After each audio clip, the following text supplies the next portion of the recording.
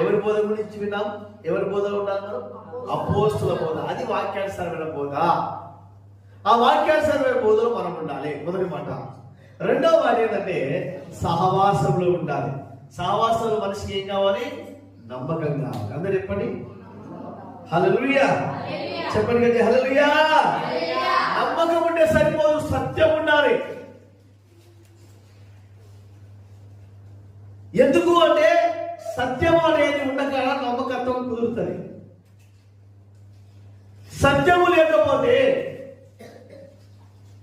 నమ్మకత్వము కుదరదు. నమ్మకత్వంతో కలిసి ఉండలేదు. నమ్మకం ఉండాలి. సహవాసం ఉండే కాడ నమ్మకుంటే సరిపోదు, సత్యం ఉండాలి.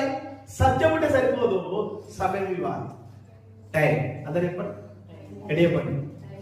గడియపండి. హల్లెలూయా. ప్రతి ప్రపంచ